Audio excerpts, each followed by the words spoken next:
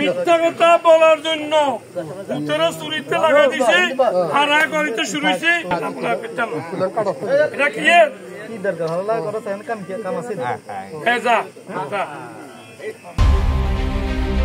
ফেনীতে দুই কিশোরের বিরুদ্ধে কবুতর ও মুরগি চুরির অভিযোগ এনে শত শত মানুষের সামনে তাদের মায়েদের প্রকাশ্যে হেনস্থা করে নাকে খত দেওয়ার ঘটনা ঘটেছে।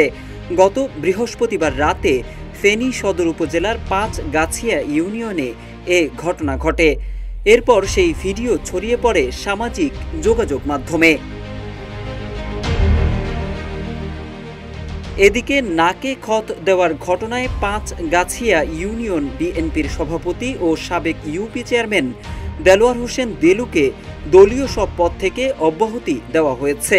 ৫ মে প্রকাশিত বিজ্ঞপ্তিতে নারীর প্রতি অসদাচরণ তদন্তপূর্বক প্রমাণিত হওয়ায় দেলোয়ার হোসেনকে বিএনপির সব পদ থেকে অব্যাহতি দেওয়া হয়েছে বলে জানানো হয়েছে। যমুনা ইলেকট্রনিক্স ঈদে ডাবল খুশি অফার সিজন 3, যে কোনো পণ্য কিনলেই পাচ্ছেন নিশ্চিত ঈদ উপহার। জানা যায়, কবুতর ও মুরগি চুরির অভিযোগে স্থানীয় দুই কিশোরের বিরুদ্ধে সালিশের আয়োজন করে ভুক্তভোগী জাহাঙ্গীর। সালিশে অভিযুক্ত কিশোরেরা মারধর এবং পুলিশে দেওয়ার কথা শুনে পালিয়ে যায়। কিশোরদের না পেয়ে ক্ষুব্ধ হয়ে তাদের মায়েদের ডেকে হেনস্থার এক পর্যায়ে শত শত মানুষের সামনে নাকে খত দিতে বাধ্য করেন স্থানীয় বিএনপি নেতা দেলোয়ার হোসেন দেলু। মিথ্যা কথা বলার জন্য উত্তরে চুরিতে লাগা দিছে, হারা করিতে শুরু হয়েছে।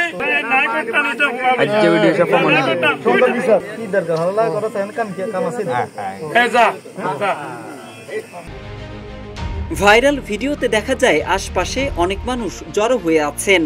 মাঝখানে সাজেদা বেগম ও জোহরা বেগমকে জিজ্ঞাসাবাদ করা হচ্ছে।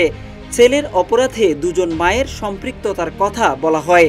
তারা অস্বীকার করলেও এক পর্যায়ে হাতে লাঠি নিয়ে অশ্রাব্য বাক্য উচ্চারণ করে দুজনকে নাকে খত দেওয়ান সাবেক এই বিএনপি নেতা।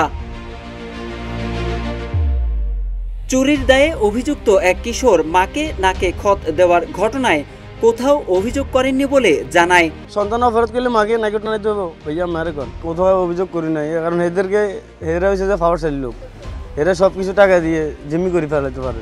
অন্যদিকে এ বিষয়ে আইনানুগ ব্যবস্থা নেওয়ার কথা জানায় পুলিশ।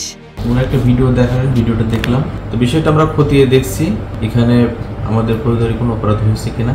তবে যে বিষয়টা দেখলাম সেটা মানহানির বিষয়ে প্রথমভাবে ধারণা করছি। যদি মানহানির বিষয় থাকে, মানহানির জন্য তাকে তো আমাদের কাছে মানহানির প্রতিকার চাইতে হবে। সে অনুযায়ী আমরা আইনগত বিষয়ের দিকে আমরা ব্যবস্থা নেব।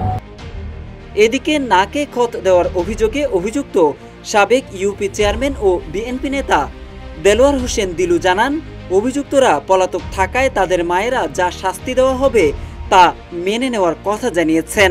আমরা সর্বসম্মতিক্রমে সিদ্ধান্ত নিয়েছি, আমরা কারো বিরুদ্ধে চুরির অভিযোগ হলো কিন্তু আমরা জরিমানা করিনি।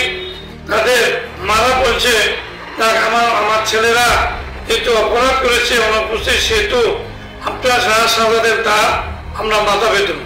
জনগণের প্রশাসনের করে তারা দেখলো যে এখানে হাজার হাজার লোক, তখন তারা সিদ্ধান্ত নিল যে আমাদের যা আপনারা সিদ্ধান্ত নেবেন আমরা তা মাথা পেতাম।